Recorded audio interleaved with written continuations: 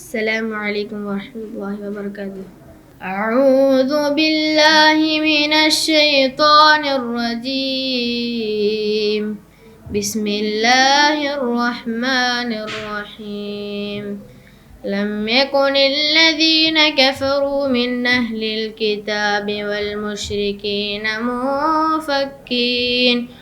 منفكين حتى تأتيهم البينة. رسول من الله يتلو صحفا مطهرة فيها كتب قيمة وما تفرق الذين أوتوا الكتاب إلا من بعد ما جاءتهم البينة وما أمروا إلا ليعبدوا الله مخلصين له الدين حنفاء ويقيموا الصلاة ويؤتوا الزكاة وذلك دين القيمة.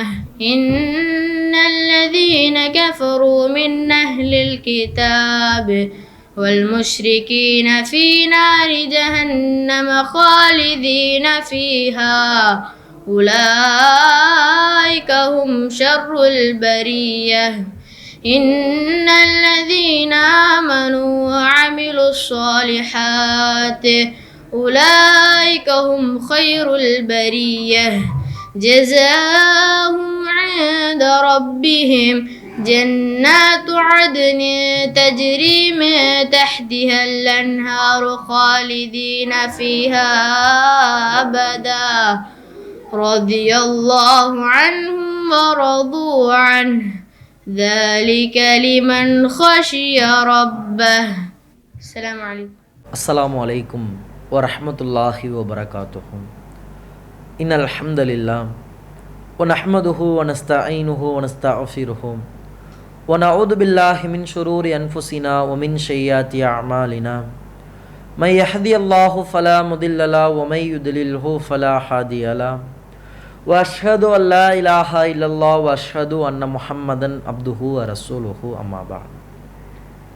பேரன்பிற்கும் பெருமதிப்பிற்கும் உரிய எல்லாம் வல்ல ஏக இறைவனின் நல்லடியார்களே, அல்லாஹுவின் அன்பும் அருளும் வற்றா பெருங்கருணையும் இந்த உலகத்திற்கு இறுதி தூதராக தேர்ந்தெடுக்கப்பட்ட அண்ணலன் பெருமகனார் நபிகள் நாயகம் ஸல்லல்லாஹு அலைஹி வஸல்லம் அவர்கள் மீது, அவர்களுடைய வாழ்க்கை வழிகாட்டுதலின் அடிப்படையில் தமது வாழ்க்கையை அமைத்து கொண்ட அத்துணை முஸ்லிம்கள் மீதும், குறிப்பாக இந்த சஹர் நேரத்தில் இந்த சொற்பொழிவை கேட்டுக்கொண்டிருக்கிற நம்மவர்கள் அனைவரின் மீதும் ஏக இறைவனின் அன்பும் அருளும் உண்டாகட்டுமாக.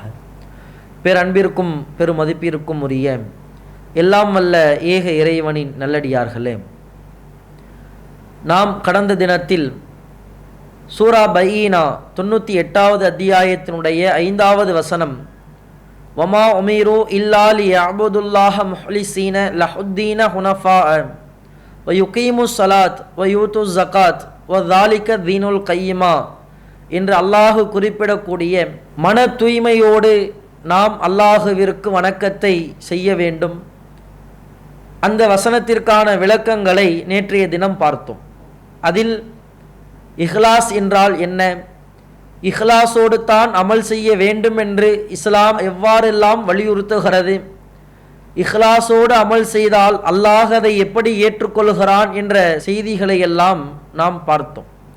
அதனுடைய தொடர்ச்சியாக இன்றைய தினம் இஹ்லாஸ் தான் இஸ்லாத்தின் அடிப்படை என்பதை உணர்ந்து கொண்டோம். நாம் எந்த அமலை செய்தாலும் அந்த அமல் அல்லாஹுவிற்காகத்தான் என்ற உணர்வோடு செய்ய வேண்டும். அந்த செயலில், அந்த அமலில் அல்லாஹுவோடு வேறு யாரையும் நாம் கூட்டாக்கிவிடக் கூடாது. இஹ்லாஸ் இல்லாமல் நாம் ஒரு அமலை செய்தால் அது கண்டிப்பாக அல்லாஹ்விடத்தில் நிராகரிக்கப்படும் என்பதை குர்ஆன் வசனங்களோடு நாம் உணர்ந்தோம். அந்த அடிப்படையில் இன்றைய தினம் அந்த இஹ்லாஸை நம்முடைய உள்ளத்திலிருந்து அகற்றக்கூடிய சில குணங்கள் இருக்கிறது. அது நம்முடைய வாழ்க்கையில் ஒருபோதும் வந்துவிடவே கூடாது. இந்த குணங்கள் எல்லாம் நம்மிடத்தில் வந்தால் நாளை மறுமையில் நாம் பெரும் நஷ்டவாளிகளாகத்தான் இருப்போம். நபிகள் நாயகம் ஸல்லல்லாஹு அலைஹி வஸல்லம் அவர்கள் நபி தோழர்களிடத்தில் கடுமையான எச்சரிக்கைகளை செய்திருக்கிறார்கள். பல கட்டங்களில் உபதேசங்களை சொல்லியிருக்கிறார்கள். அதில் ஒரு தருணமாக அல்லாஹுவின் தூதர் சஹாபாக்களை பார்த்து சொன்னார்கள், மக்களே,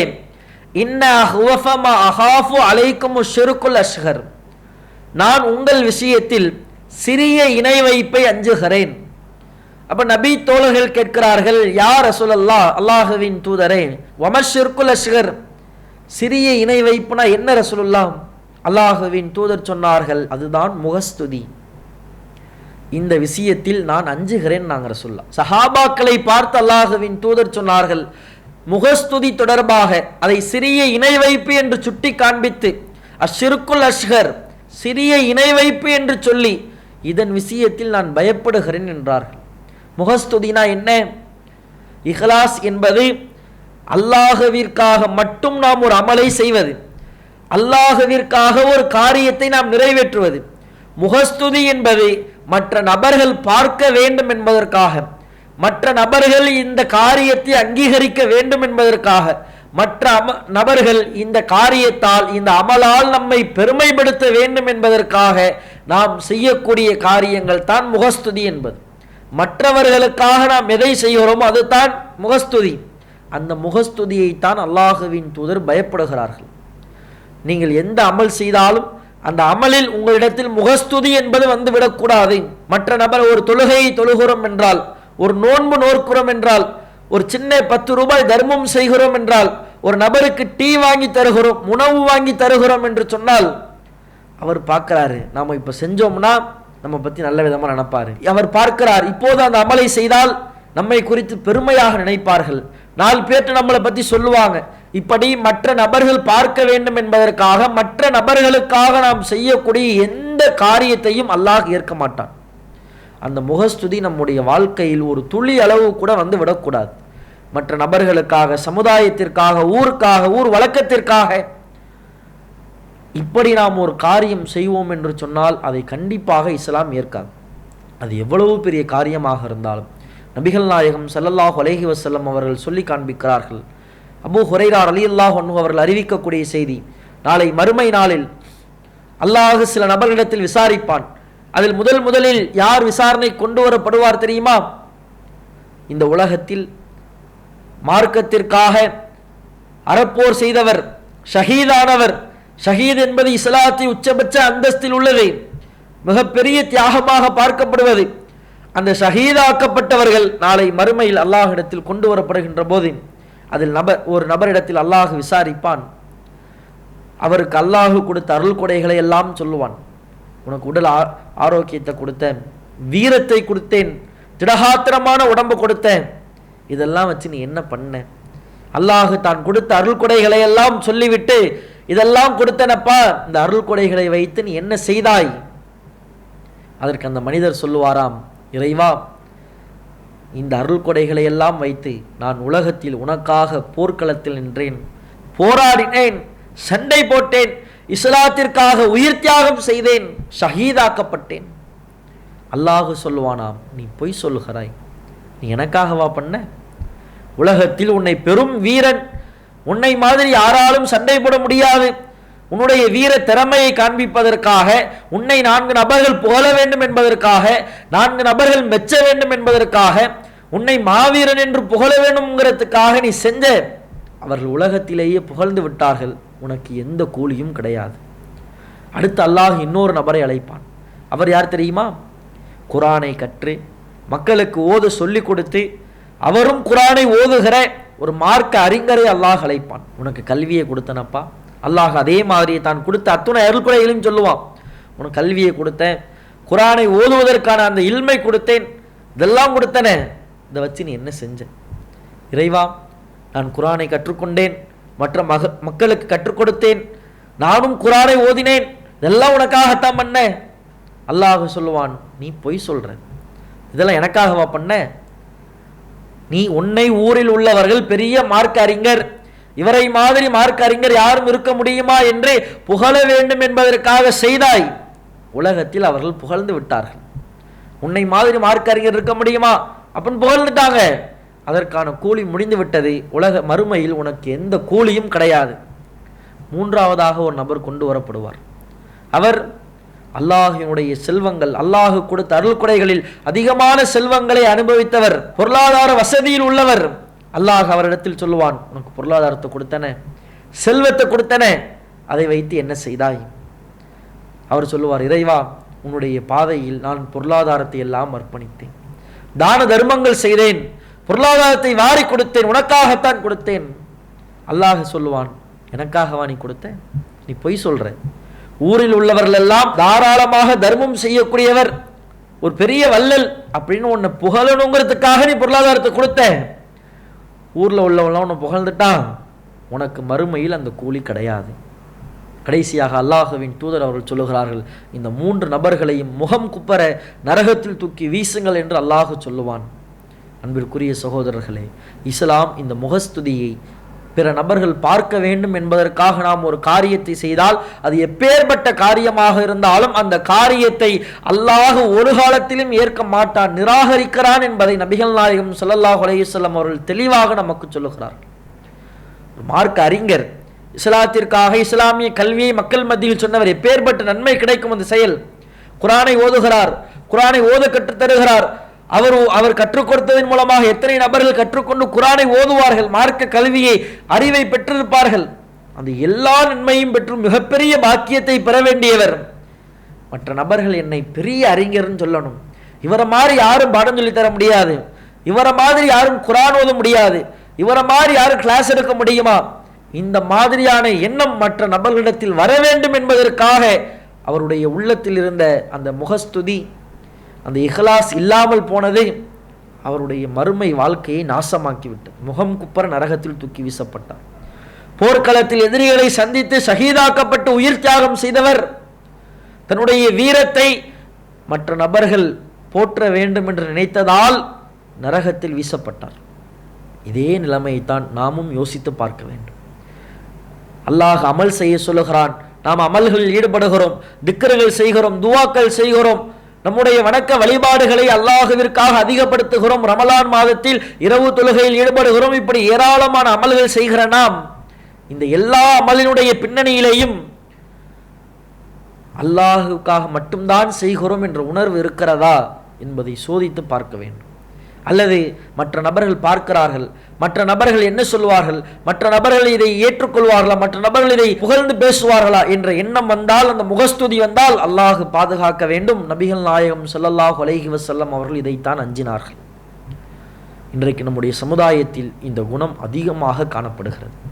நீங்கள் பார்க்கலாம், இன்றைக்கு சமூக வலைதளத்தில் இளைஞர்களாக இருந்தாலும் சரி, பெரியவர்களாக இருந்தாலும் சரி, சமுதாயத்தில் நல்லது செய்கிறோம் என்ற பெயரில் தாம் செய்யக்கூடிய நல்லதுகளை, தாம் செய்யக்கூடிய உதவிகளை மற்ற நபர்கள் பார்த்து அதை பாராட்ட வேண்டும் என்பதற்காக, மற்ற நபர்கள் பார்த்து தன்னை அங்கீகரிக்க வேண்டும் என்பதற்காக, தனக்கு சமுதாயத்தில் ஒரு பெரிய பிரபலம் கிடைக்க வேண்டும் என்பதற்காக சமூக வலைதளங்களில் வீடியோக்களாக பதிவிட்டு, நல்ல நோக்கத்திற்காக பதிவிட்டால் அல்ஹம்துலில்லாஹ், நாம் உதவி செய்கிறோம், நம்மை பார்த்து இவர்களும் உதவி செய்யட்டும், மற்றவர்களும் உதவி செய்யட்டும் என்றால் அல்ஹம்துலில்லாஹ், அல்லாஹ் உள்ளத்தை அறிபவன். பெரும்பான்மையான வீடியோக்களை பார்க்கிறோம், பின்னாடி பேக்ரவுண்ட் மியூசிக் எல்லாம் வச்சு, உதவி செய்கிறப்போ சோகமான மியூசிக்லாம் வச்சு, இப்படி வீடியோக்களை பதிவேற்றி பார்வையாளர்கள் அதிகமாக வர வேண்டும், தனக்கு ஒரு பிரபலம் வர வேண்டும் என்று நினைக்கக்கூடிய நபர்களையும் இன்றைக்கு நம்முடைய சமுதாயத்தில் பார்க்க முடிகிறது.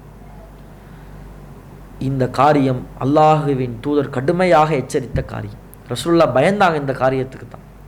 நீங்கள் தொழுவீங்க, நோன்பு வைப்பீங்க, நன்மை செய்ததாக நினைத்து கொண்டே இருப்பீர்கள், ஆனால் மறுமையில் போய் நிற்கும் போது ஒரு நன்மையும் அதில் எஞ்சி இருக்காது, ஒரு நன்மையும் பாக்கி இருக்காது. அல்லாஹ் முகம் குப்புற நம்மை நரகத்தில் தூக்கி வீசுவான். இந்த குணத்திலிருந்து நாம் எச்சரிக்கையாக இருக்க வேண்டும். அல்லாஹ் தன்னுடைய திருமறை குர்ஆனில் சொல்லி காண்பிக்கிறான், யா அய்யுஹல்லதீன ஆமனு லா துப்திலு ஸதகாத்திக்கும் பில் மன்னி வல் அதா. மக்களே, நம்பிக்கை கொண்ட மனிதர்களே, உங்களுடைய செல்வங்களை, நீங்கள் அல்லாஹுவிற்காக செய்த தர்மங்களை நீங்களே நாசமாக்கி கொள்ளாதீர்கள். எப்படி தெரியுமா? நீங்கள் சொல்லி காட்டுறது மூலமா, மற்ற நபர்கள் பாராட்ட வேண்டும் என்பதற்காக, மற்ற நபர்கள் பார்க்க வேண்டும் என்பதற்காக நீங்கள் செய்வது போல மற்ற நபர்களுக்காக நீங்கள் அமல் செய்து உங்களுடைய சதக்காவை நீங்கள் பாழாக்கி கொள்ளாதீர்கள். இவங்களுக்கு உதாரணம் என்ன தெரியுமா? அல்லாஹ் அதே வசனத்தின் தொடர்ச்சியில் சொல்கிறான், க மசலி சஃப்வானின் அலைஹி துராபுன், ஒரு வழுக்கு பாறையின் மீது மண் படிந்திருக்கிறது, அதை போன்றவர்கள் இவர்கள். அந்த வழுக்கு பாறையில் மண் இருக்குது, மழை பெய்தால் அந்த மண் மொத்தமாக அடிச்சுட்டு போயிடும், வெறும் பாறை மட்டும்தான் இருக்கும். அதே மாதிரி மற்ற நபர்கள் பார்க்க வேண்டும் என்பதற்காக, மற்ற நபர்கள் உங்களை புகழ வேண்டும் என்பதற்காக, மற்ற நபர்கள் உங்களை பாராட்ட வேண்டும் என்பதற்காக நீங்கள் அமல்கள் செய்தால் உங்களுடைய அமல் பார்ப்பதற்கு அழகாக தெரியலாம், 4 நபர்கள் புகழ்ந்திருக்கலாம். ஆனால் அந்த வழுக்கு பாறையின் மீது மண் மழை பெய்தால் எப்படி அடித்து ஓடுகிறதோ அது மாதிரி நாளை மறுமையில் எந்த நன்மையும் இல்லாமல் வெறும் நன்மையற்றவர்களாக, குற்றவாளிகளாக, நரகத்தில் விழக்கூடியவர்களாக நாம் இருப்போம். நாம் இதில் எச்சரிக்கையாக இருக்கணும்.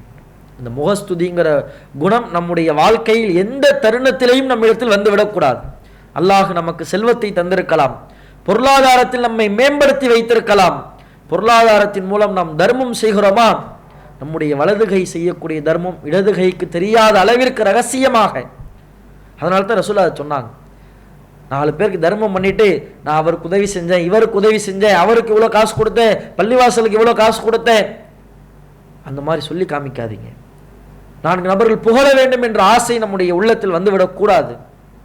உடல் வலிமையை கொடுத்திருக்கிறான், மார்க்கத்திற்காக உழைக்கிறோம், ஒரு தாவா பணிக்காக ஓடுகிறோம், ஒரு தெருமுனை கூட்டம், ஒரு பொதுக்கூட்டம் என்றால் களத்தில் போய் நின்று வேலை செய்கிறோம், எல்லா வேலையும் செஞ்சுட்டு இவ்வளோ வேலை செஞ்சோம், யாருமே ஒரு சின்ன பாராட்டு சொல்லலையே அப்படிங்கிற எண்ணம் வந்துடக்கூடாது.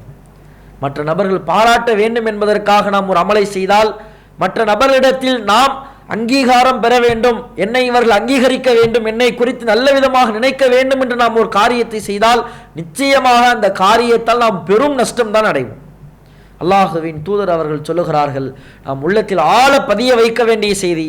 நபிகள் நாயகம் ஸல்லல்லாஹு அலைஹி வஸல்லம் குறிப்பிட்டு காண்பிக்கிறார்கள், மன் சம்மஅ, யார் விளம்பரத்திற்காக ஒரு காரியத்தை செய்கிறாரோ, உலகத்தில் ஒரு நற்காரியத்தை விளம்பரத்திற்காக யார் செய்கிறாரோ, சம்மல்லாஹு பிஹி, நாளை மறுமையில் அல்லாஹ் அவரை விளம்பரப்படுத்துவான். ஒமை யுராய், யார் மற்ற நபர்கள் பார்க்க வேண்டும் என்பதற்காக உலகத்தில் ஒரு அமலை செய்கிறாரோ, மற்ற நபர்களிடத்தில் அங்கீகாரத்தை புகழ்ச்சியை எதிர்பார்த்து யார் ஒரு அமலை செய்கிறாரோ, யுராய் அல்லாஹு பிஹி, நாளை மறுமையில் அல்லாஹ் அவரை அம்பலப்படுத்துவான். எவ்வளவு பெரிய கேவலம் இது, நீங்கள் யோசித்து பாருங்கள். உலகத்தில் நீங்கள் மற்ற நபர்கள் முன்னாடி கண்ணியமானவராக தெரிந்திருக்கலாம், தொழுகையின் மூலமாக, உங்களுடைய உதவியின் மூலமாக, உங்களுடைய நற்காரியங்களின் மூலமாக, உங்களுடைய செயல்பாடுகளின் மூலமாக இவர் நல்லவர் என்று போற்றியிருக்கலாம். உங்களுடைய நோக்கம் அதுவாக இருந்திருந்தால், மற்ற நபர்களுடைய புகழ்ச்சியை, பாராட்டை மற்ற நபர்கள் பார்க்கிறார்கள் என்பதற்காக நீங்கள் செய்திருந்தால், நாளை மறுமையில் நிச்சயம் அல்லாஹ் அதை விளம்பரப்படுத்துவான், நாளை மறுமையில் நிச்சயம் அல்லாஹ் அதை அம்பலப்படுத்துவான் என்று அல்லாஹுவின் தூதர் அவர்கள் குறிப்பிட்டு காண்பிக்கிறார்கள். நீங்கள் யோசித்து பாருங்கள், இன்றைக்கு நாம் செய்யக்கூடிய எல்லா செயல்பாடுகளும் எப்படி இருக்கிறது? நம்முடைய தொழுகையிலிருந்து, நோன்பிலிருந்து, ஜகாத்திலிருந்து எல்லாம் மற்ற நபர்களை மையமாக வைத்திருக்கிறதா, அல்லது இஸ்லாத்தில் அல்லாஹ் சொல்லிவிட்டான் அல்லாஹுவிற்காக செய்கிறேன் என்று இருக்கிறதா? இஸ்லாம் தடுத்த காரியங்களை கூட இன்றைக்கு முகஸ்துதிக்காக நம்முடைய சமுதாயத்தில் செய்து கொண்டிருக்கிறோம். நாம் எல்லாம் பெரும்பான்மையாக அறிந்த திருமணம் என்ற நிகழ்வு, திருமணம் என்பதை குறித்து இஸ்லாம் என்ன சொல்லுகிறது? எந்த திருமணம் எளிமையாக நடத்தப்படுகிறதோ அதில் அல்லாஹுவினுடைய அபிவிருத்தி இருக்கிறது. ரசூல் ஸல்லல்லாஹு அலைஹி வஸல்லம் சொல்றாங்க, ரசூலுல்லாஹ் எளிமையாக திருமணம் பண்ணி காமிச்சாங்க, சஹாபாக்கள் எளிமையாக திருமணம் செய்து காண்பித்தார்கள். ஆனால் இன்றைக்கு நம்முடைய சமுதாயத்தில் தௌஹீதில் நல்ல உறுதியாக இருப்பார், கொள்கையில், தொழுகையில், எல்லாவற்றிலேயும் அவ்வளவு ஆர்வத்தோடு போட்டி போட்டுக் கொண்டிருப்பார். திருமணம் என்ற ஒரு நிகழ்வு வருகின்ற போது அந்த நேரத்தில் மட்டும் உறவுக்காரர்கள், ஊரார்கள், எல்லா நபர்களுடைய சிந்தனையும் நமக்கு வந்துவிடும். வலிமா விருந்து கொடுக்கணும், எப்படி கொடுக்கறது? டீ பப்ஸ் கொடுக்கறதா? இல்லை சொந்தக்காரங்களாம் தப்பாக நினச்சிப்பாங்க, மற்ற நபர்கள் என்ன நினைப்பாங்க, காசு இல்லையா நம்மக்கிட்ட, வெறும் கல்யாணத்தில் வெறும் டீயை கொடுத்து அனுப்புறது, வெறும் பேரிச்சம்பளத்தை கொடுத்து அனுப்புறது, வெறும் 200 பேரை கூப்பிட்டு கல்யாணம் நடத்த முடியுமா, நம்மகிட்ட எவ்வளோ பொருளாதாரம் இருக்கு, சொந்தக்காரெல்லாம் என்ன பேசுவான்? இந்த எண்ணம் கொஞ்சம் கொஞ்சமாக மார்க்கத்திலிருந்து திசை திருப்பி ஆடம்பரமாக வீண் விரயங்களோடு திருமணத்தை நடத்த வைக்கிறது. அந்த இடத்தில் மார்க்கத்திற்கு எதிரான காரியங்கள் நடைபெற்றாலும் இன்றைக்கு நம்முடைய சமுதாயம் அங்கே போய் கலந்துக்கிட்டு வருது. இன்றைக்கு பெரும்பான்மையான திருமணங்கள் ஆடம்பரமாக நடத்தப்படுவதனுடைய பின்னணியில் என்ன இருக்கிறது? இதே முகஸ்துதி தான். உண்மையில் அல்லாஹுவிற்கு பயந்து இஹ்லாஸோடு, உல தூய்மையோடு அல்லாஹ் திருமணம் என்பது நிக்காஹு பி சுன்னத்தி என்று அல்லாஹுவின் தூதர் சொன்னார்கள். நபிகளாருடைய வழிமுறையை பின்பற்றுகிறோம் என்று செய்வதாக இருந்தால் உல தூய்மையோடு எளிமையான முறையில் நடத்த வேண்டும். ஆனால் தன்னிடத்தில் பொருளாதாரம் இருக்கிறது, உறவினர்கள் என்னை மெச்ச வேண்டும், என்னை புகழ வேண்டும் என்ற வெட்டி ஆடம்பரத்திற்காக இன்றைக்கு பெரும்பான்மையான பொருள் செலவில் திருமணங்கள் நடத்தப்படுகிறது. திருமணம் மட்டுமல்ல, அது மாதிரி ஒவ்வொரு நிகழ்வுகளும் இன்றைக்கு நம்முடைய சமுதாயத்தில் முகஸ்துதிக்காக உறவினர்கள் பேசுவார்கள், ஊரார் பேசுவார்கள், தன்னுடைய தெருக்காரர்கள் பேசுவார்கள், அண்டை வீட்டுக்காரர்கள் பேசுவார்கள். அவர்கள் என்னை குறித்து என்ன நினைப்பார்கள்? இந்த முகஸ்துதி என்பது நம்முடைய வாழ்க்கையில் இன்றைக்கு சர்வ சாதாரண ஒன்றாக ஆகி கொண்டிருக்கிறது. அதே மாதிரி பாருங்க, ஒரு பொருள் வாங்கிட்டோம் அப்படின்னா, ஒரு புதுசாக ஒரு பொருள் வாங்கியிருப்பார், அந்த பொருளை பார்த்து 4 நபர்கள் சூப்பராக இருக்குப்பா, இது எங்கப்பா வாங்கின அப்படின்னு கேட்கணும். 4 நபர்கள் அதை பார்த்து பேசணுங்கிறதுக்காகவே திரும்ப திரும்ப அதை காமிச்சுக்கிட்டே இருப்பார். ஒரு வாட்ச் வாங்கிட்டாருன்னு வச்சுக்கோங்களேன், ஒரு 5000 ரூபாய்க்கு ஒரு வாட்ச் வாங்கியிருக்கிறார். அந்த வாட்சை வாங்கி கையில் கட்டிட்டார்னா சுற்றி நண்பர்கள் பார்க்குற வரைக்கும் டைம் பார்த்துக்கிட்டே இருப்பார். அவன் பார்த்து கேட்கணும், வாட்ச் சூப்பராக இருக்குது, எங்கப்பா வாங்கினேன். இந்த மாதிரியான ஒரு எண்ணம் நம்மிடத்தில் வந்துவிடவே கூடாது சகோதரர்களே. நாம் ஒரு காரியம் செய்கிறோம் என்றால் மற்ற நபர்கள் அதை அங்கீகரிக்க வேண்டும், மற்ற நபர்கள் அதை குறித்து பேச வேண்டும், அதை குறித்து புகழ வேண்டும் என்ற இந்த எண்ணம் நம்முடைய இஹ்லாஸை அழித்துவிடும். தொழுகையில் நாம் தொழுகிறோம், அல்லாஹ்விற்காகத்தான் அந்த தொழுகை என்ற இஹ்லாஸோடு தொழுதால் தொழுகை நன்மை கிடைக்கும். பயான் பேசுகிறோம், என்னுடைய பயான் சூப்பராக இருக்கணும், 4 பேர் நான் பயான் முடிச்சோம், பாய் சூப்பராக பேசுனீங்க பாய், உங்களை மாதிரி யாரும் பயான் பேச முடியுமா இப்படின்னு சொல்லணும். அந்த எண்ணம் வந்தால் நாம் பயான் பேசியதற்கான எந்த கூலியும் கிடைக்காது. மக்களுக்கான செய்தியை சொல்லுகிறோம், அதை அவர்கள் ரசிக்கிறார்கள் இல்லை, ஆனால் சொல்ல வேண்டியது கடமை, சொல்லிவிட்டோம், அல்லாஹ் கூலியை தருவான்.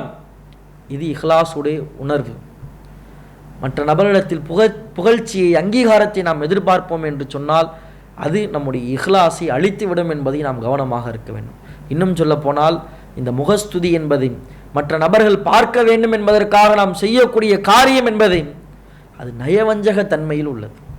இஸ்லாம் நயவஞ்சகத்தை கடுமையாக எச்சரிக்கிறது. நயவஞ்சகர்கள் எப்படிப்பட்டவர்கள் என்பதை அல்லாஹுவும் அல்லாஹுவின் தூணும் பல இடங்களில் கண்டித்து சொல்லுகிறாங்க. அதில் ஒரு நயவஞ்சகனுடைய தன்மையாக அல்லாஹ் தன்னுடைய திருமறை குர்ஆனில் பதிய வைக்கிறான். இன்னல் முனாஃபிகீன யுஹாதியூனல்லாஹ், முனாஃபிக்கின்கள் நினைக்கிறார்கள் அல்லாஹுவை ஏமாற்றுவதாக நினைக்கிறார்கள். வஹுவ ஹாதியுஹும், ஆனால் அவங்க தான் ஏமாந்து போகிறாங்க. அடுத்து அல்லாஹ் சொல்லுகிறான், வ இதா காமு இல ஸலாத்தி, அவர்கள் தொழுகையின் பக்கம் நின்றால், தொழுகைக்காக நின்றால், காமு குசாலா, சோம்பேறியா நிற்பான். அதே மாதிரி யுராஊனன் நாஸ், மக்களுக்கு காட்டுவதற்காக அவர்கள் தொழுவார்கள். உண்மையில் அல்லாஹ்வுக்கு பயந்து தொழ மாட்டான். அல்லாஹ்வுக்கு முன்னாடி நிற்கிறோம், அல்லாஹ்வோடு உரையாடுகிறோம், அல்லாஹ்வை புகழுகிறோம், அல்லாஹ்விடத்தில் நம்முடைய பிரார்த்தனைகளை கேட்கிறோம், அப்படி அவனுடைய தொழுகை நோக்கம் இருக்காது. ஒரு நயவஞ்சகன், முனாஃபிக்கின், மக்கள் என்னை பார்க்க வேண்டும், நான் தொழுகிறேன் என்பதை அவர்கள் அறிந்து கொள்ள வேண்டும், எனக்கு அது போதும், அந்த மக்களுக்கு காட்டுவதற்காக தொழுபவனாக இருப்பான். அல்லாஹ் குர்ஆனில் இன்னொரு இடத்தில் சொல்லி காண்பிக்கிறான், ஃபவைலுல் லில் முஸல்லின், தொழுபவர்களுக்கு கேடு உண்டாகட்டும். ஏன் தெரியுமா? அவன் எப்படி தெரியுமா தொழுவான்? தொழுகையில் கவனமற்றவனாக தொழுவான். அல்லதீனஹும் அன் ஸலாத்திஹிம் சாஹுன், தொழுகையில் கவனமே இருக்காது. யாருக்கு முன்னால் இருக்கிறோம், யாரிடத்தில் பேசுகிறோம், அந்த கவனம்லாம் இருக்காது. அதே மாதிரி அல்லதீனஹும் யுராஉன், அவர்கள் பிறர் காட்டுவதற்காக தொழுவார்கள். இது நயவஞ்சகத்தினுடைய தன்மையில் ஒன்று. இந்த இஹ்லாஸ் இல்லாமல் போறது நம்மை நயவஞ்சகனாக ஆக்குகின்ற நிலைமை வரைக்கும் கொண்டு போய் சேர்க்கும். பிறர் காட்டுவதற்காக நாம் செய்யக்கூடிய எந்த காரியமாக இருந்தாலும் அது நயவஞ்சகத்தினுடைய தன்மை என்பதை இஸ்லாமிய மார்க்கம் நமக்கு குறிப்பிட்டு காண்பிக்கிறது. இதனுடைய பின்விளைவு எங்க தெரியுமா? நாளை மறுமை நாளில் நீங்களும் நானும் எதிர்பார்க்கிற, நம்மை படைத்த ரப்புல் ஆலமீனை கண்கூடாக பார்க்க வேண்டும் என்று எதிர்பார்த்திருக்கிற அந்த மறுமை நாளில் அல்லாஹுவை பார்ப்பதற்காக நாம் நிற்போம். அல்லாஹுவிற்கு சஜ்தா செய்கின்ற அந்த சூழலை வருகின்ற பொழுது அல்லாஹ் தன்னுடைய காலை திறந்து காண்பிப்பான். அல்லாஹ்வுடைய காலில் எல்லா முஸ்லிம்களும் சஜ்தா செய்வார்கள். சில நபர்களால் செய்ய முடியாது. ரசூல் ஸல்லல்லாஹு அலைஹி வஸல்லம் சொல்றாங்க, அவங்க சஜ்தா செய்ய முயற்சி செய்வார்கள், ஆனால் சஜ்தா செய்ய முடியாது, அவருடைய முதுகுகள் வளையாது. அவங்க யார் தெரியுமா? உலகத்தில் வாழும் பொழுது பிற மக்களுக்கு காட்டுவதற்காக, பிற மக்களிடத்தில் பெருமையை எதிர்பார்த்து, புகழ்ச்சியை எதிர்பார்த்து அமல் செஞ்சிருப்பான். பார்த்தீங்களா? இத்தகையவர்கள் நாளை மறுமையில் அல்லாஹ்விடத்தில் அவர்களால் சஜ்தா செய்ய முடியாது. அவ்வளவு பெரிய துர்பாக்கியசாலியாக அவர்கள் ஆகிவிடுவார்கள். நீங்கள் யோசித்து பாருங்கள் சகோதரர்களே. நாம் நாளை மறுமையில் அல்லாஹுவை காண வேண்டும், அல்லாஹ்விடத்தில் பேச வேண்டும், அல்லாஹுக்காக நாம் சஜ்தா செய்ய வேண்டும். அந்த எந்த தன்மையும் நம்மால் அடைந்து கொள்ள முடியாது. நம்முடைய செயல்பாடுகளில், நம்முடைய காரியங்களில் அல்லாஹுவை மட்டும் உரித்தாக்காமல் மற்ற நபர்களை இணையாக்கி அவர்களுக்காக நாம் அமல் செய்கின்ற போது நிச்சயமாக அந்த அமல் நமக்கு பெரும் பாதிப்பை ஏற்படுத்தும் என்பதை நாம் உள்ளத்தில் ஆழ பதிய வைத்துக் கொள்ள வேண்டும். இந்த முகஸ்துதி என்பது, இந்த ரியா என்பது நம்முடைய அமல்களை ஒட்டுமொத்தமாக அழித்துவிடும் என்பதை, நாம் செய்யக்கூடிய காரியங்களுக்கு எந்த நன்மையும் பெற்றுத்தராது என்பதை நாம் புரிந்து கொள்ள வேண்டும். இரண்டாவது, தற்பெருமை என்ற குணம். இந்த இஹ்லாஸ் இல்லாமல் போவதற்கு நம்மை நாமே பெருமைப்படுத்தி கொள்வது. நாம் ஒரு காரியம் செய்தால் என்ன மாதிரி இந்த காரியத்தை யாராச்சும் செய்ய முடியுமா, என்ன மாதிரி இந்த வேலையை வேற யாராச்சும் செய்ய முடியுமா, இந்த தற்பெருமை இருக்குது பார்த்தீங்களா, என்ன மாதிரி என்னால் தான் முடியும், என்ன மாதிரி வேற யாராலையும் செய்ய முடியாது, நான் தான் சூப்பராக செய்வேன், இந்த குணம் நம்மிடத்தில் வந்துவிடவே கூடாது. இந்த தற்பெருமை என்பது ஒட்டுமொத்தமாக சொர்க்கத்தை நமக்கு ஹராமாக்கிவிடும். அல்லாஹுவின் தூதர் அவர்கள் சொல்லுகிறார்கள், நாளை மறுமை நாளில் அல்லாஹ் சில நபரிடத்தை பார்க்க மாட்டான், அவர்களிடத்தில் பேச மாட்டான், அவர்களை ஏறெடுத்தும் பார்க்க மாட்டான், அவங்களை பரிசுத்தப்படுத்த மாட்டான், அவங்களுக்கு மன்னிப்பே கிடையாது. அவங்க யார் தெரியுமா? அதில் ஒரு சாரார் இந்த தற்பெருமையோடு இருந்தவர்கள், செய்ததை சொல்லி காட்டியவர்கள்.